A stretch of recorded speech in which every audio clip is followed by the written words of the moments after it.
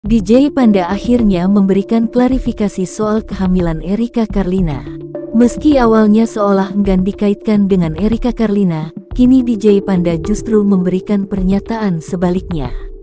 Melalui video yang diunggah ke Instagram, Panda mengaku telah berusaha untuk bertanggung jawab saat tahu Erika Carlina hamil. Begitu pula orang tuanya.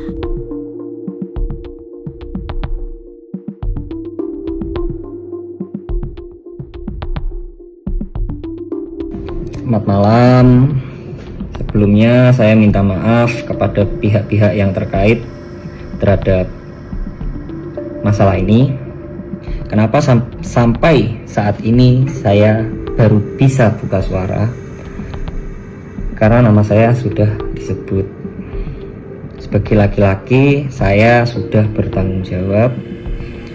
Maka setidaknya izinkanlah saya untuk menceritakan kronologi dan meluruskan beberapa hal.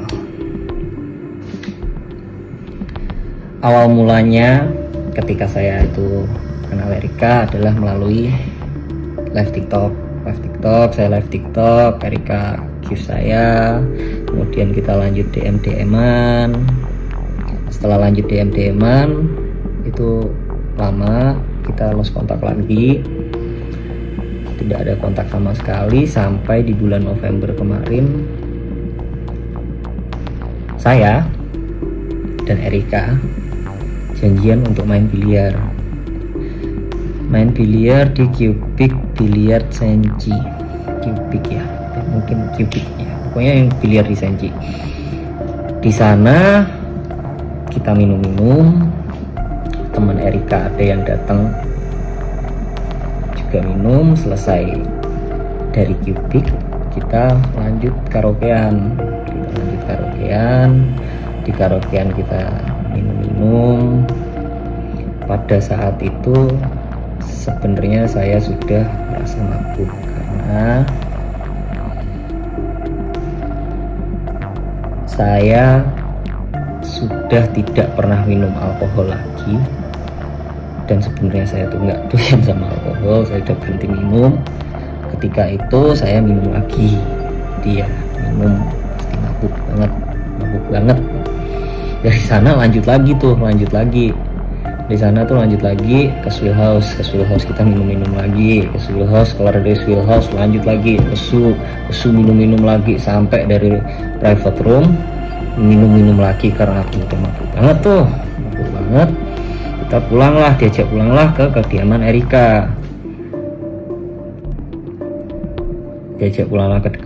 Erika.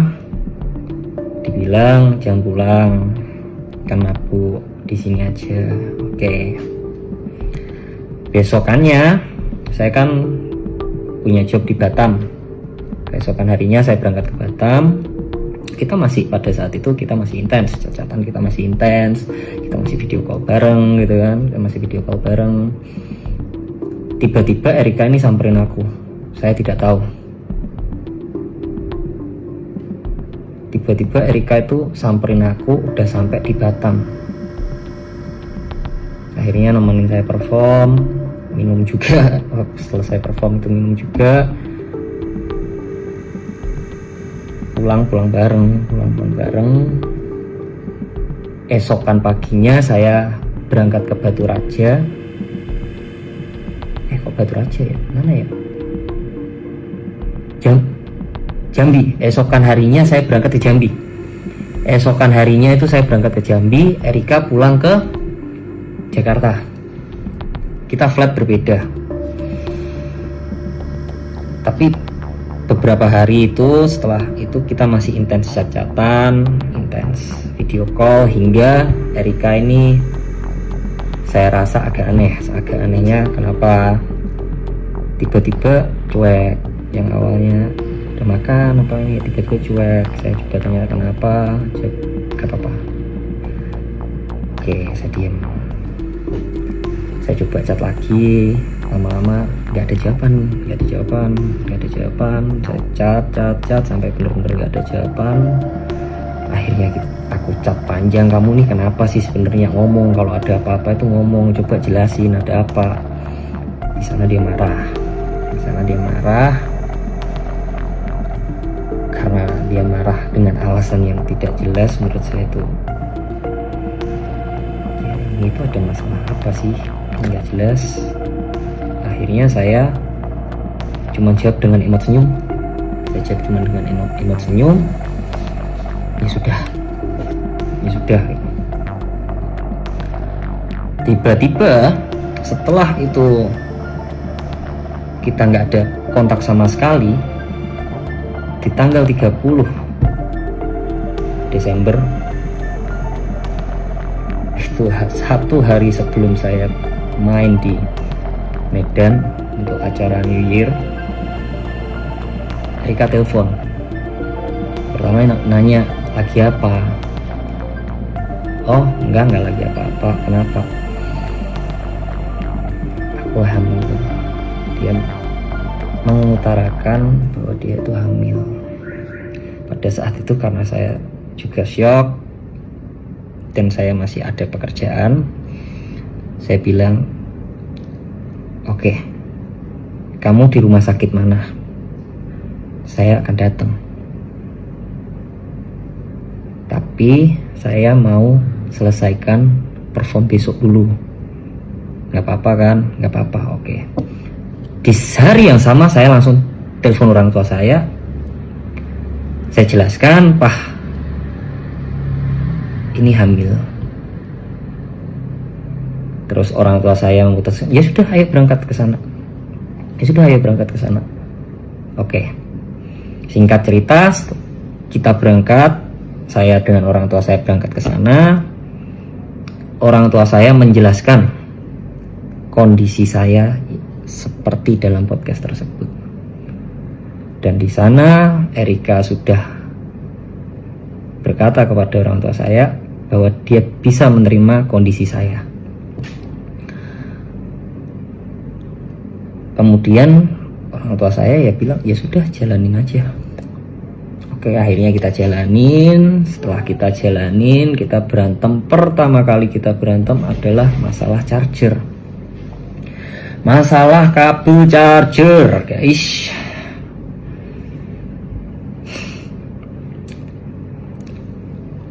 Jadi pada saat itu kabel charger saya kan nggak ada. Dia itu pinjemin kabel chargernya dia.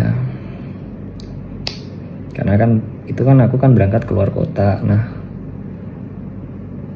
setelah selesai perform, saya buru-buru pulang, terlebih dahulu pulang untuk temani Erika. Karena saya tahu posisinya lagi hamil. Saya selesai perform, saya ambil flight yang paling pagi untuk temanin Erika. Saya capek, masih apa. Saya temanin Erika udah nanya, kabel charger di mana? Saya juga belum istirahat kan posisi saat itu kan. Saya pokoknya fokus temenin dia aja. Deh. Kabel charger di mana? Ada kok. Aku jawab gitu, ada kok. Kasih tahu asisten kamu ya. Suruh cari itu kabel charger. Bilang Erika marah. Pada saat itu saya juga tersulut emosi. Saya bilang, ini apa-apaan? Cuman masalah kabel charger aja marah.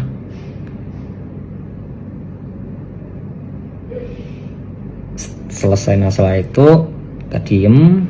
Akhirnya berbaikan lagi. Jalan lagi. Setelah jalan lagi, pagi hari kita mau keluar bareng. Di pagi hari itu kita mau keluar bareng. Karena pada saat itu celana panjang saya itu semua lagi dicuci. Saya bilang, apa aku pakai celana pendek aja ya? Yang agak saya shock pada saat itu, dia berkata kepada saya, kamu tahu nggak jalan sama siapa? Kok bisa-bisanya pakai celana pendek? Jujur, pada saat itu saya sangat terpukul gitu kan. Tapi saya berusaha positive thinking. Oh mungkin karena ini hormon ibu hamil. Saya diam. Saya keluar dari kamar, saya ngerokok, saya mencoba tenangin diri. Kemudian saya berusaha untuk masuk lagi ke kamar tersebut. Ternyata kamar tersebut itu dikunci. Padahal ingin saya itu untuk menyelesaikan gitu loh. Saya sudah nggak emosi, anggap ya udah deh gitu lah. Saya ketuk gak ada jawaban, saya chat gak ada jawaban. Oh ya sudah, tidak lama orang cincinnya telepon, bilang, "Kak, ini cincinnya udah selesai, udah bisa diambil." Oh oke. Cincin udah bisa diambil, oke. Saya telepon teman-teman saya pada saat itu untuk antar saya ambil cincin. Untuk antar saya ambil cincin sama ngopi. Tapi saya chat Erika, saya bilang saya ambil cincin, saya ngopi dulu. Udah pulang dari sana. Setelah ambil cincin, saya berusaha masuk lagi. Ternyata pintu udah dibuka, tapi ini posisi teman saya sudah pada pulang ya, istilahnya teman saya tuh cuman antar saya.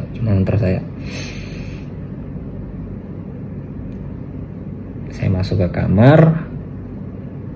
Niatan saya itu untuk bikin mood dia seneng dulu itu. Ini loh cincin udah jadi. Saya coba tunjukin gitu, cuman reaksinya tidak seperti yang saya kira. Dia bikin kata-kata,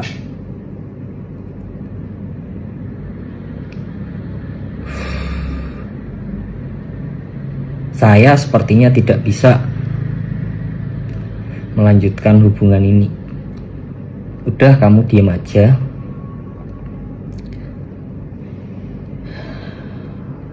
Biarkan saya yang bertanggung jawab. Kalau bisa, tidak usah ada orang yang tahu ini anak bapaknya siapa."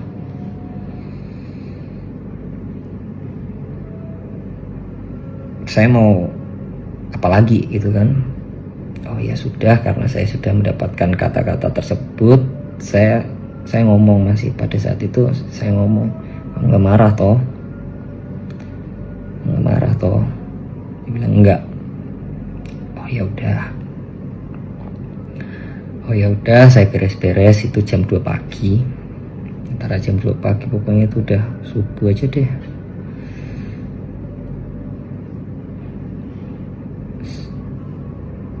Saya telepon teman saya.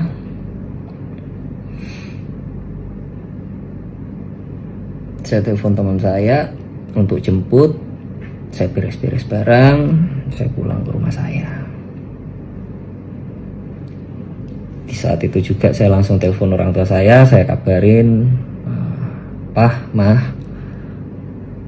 ini dia bilang gak mau melanjutkan. Dia tadi bilang aku suruh diam. Kalau bisa anaknya gak usah tahu bapaknya siapa." Ya sudah kok, papa mamaku bilang gitu. Ya sudah kok, yang penting kamu sudah bertanggung jawab. Oke. Dari sana ya sudah, saya tidak pernah chat-chatan lagi, tidak pernah tanya kabar pun juga tidak pernah, karena saya menghargai kata-kata dia pada saat itu.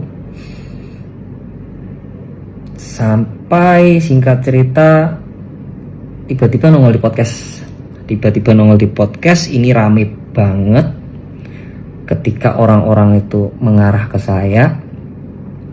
Di hari yang sama itu saya sudah coba untuk chat Erika, boleh telepon nggak? Saya mau klarifikasi.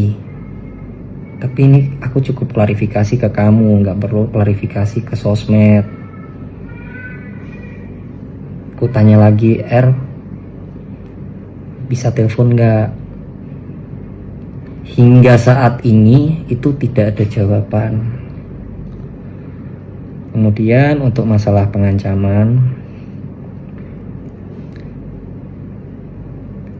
saya sebenarnya tidak tahu menahu tentang grup 19 orang tersebut. Cuman apabila ada kata-kata saya yang menyakiti hati saudara, menyinggung saudara, maupun menyakiti saudara, saya minta maaf sebesar-besarnya. Dengan rendah hatinya saya minta maaf sebesar-besarnya, karena saya juga mendapatkan ancaman. Saya mungkin juga sedang emosi, saya kilaf, saya dapat dorongan dari luar. Sekali lagi saya mohon maaf sebesar-besarnya. Sekian klarifikasi saya. Saya minta maaf banget buat fans-fans saya. Saya minta maaf banget sudah mengecewakan sekali. Terima kasih selama ini sudah selalu support saya. Terima kasih buat orang-orang yang sudah support saya. Saya cuma ingin meluruskan hal-hal yang bisa diluruskan. Sementara itu, kabar Erika Carlina hamil diungkap sendiri oleh sang artis melalui podcast Deddy Corbuzier. Yang baru tahu keluarga. Sama sahabat. Keluarga sama sahabat. Dan udah 9 bulan. Udah 9 bulan. Kenapa lu tiba-tiba mau speak up? Ini kesalahan aku sih, Om. Aku cuma pengen jujur aja. Dan aku juga gak mikir untuk bisa diterima atau enggak sama netizen. Cuman aku pengen mengakui kesalahan aku aja dan pengen jujur aja gitu. Pengen jujur aja? Ya. Oke. Lo sembunyikan udah 9 bulan? Ini sebentar lagi berarti? Iya. Iya, sebentar lagi. Tanggal 8. Kelahiran? Iya. Tapi lo gak punya pikiran sama sekali untuk aborsi? Sama sekali? Dosa aku udah banyak banget, Om. Sekarang kehamilan Erika Carlina sudah memasuki bulan ke-9. Awalnya Erika Carlina tidak mengungkap siapa ayah dari anak dalam kandungannya. Namun banyak netizen yang berspekulasi dan menduga bahwa pria di balik kehamilan Erika Carlina adalah DJ Panda. Kala itu DJ Panda tidak membenarkan tuduhan netizen. Bahkan ia heran kenapa tuduhan tersebut mengarah kepada dirinya hingga membuat unggahan di Instagram Story. Tapi sekarang DJ Panda justru mengaku bertanggung jawab atas kehamilan Erika Carlina. Ia juga mengakui soal kabar dirinya batal menikah dengan bintang film Pabrik Gula tersebut.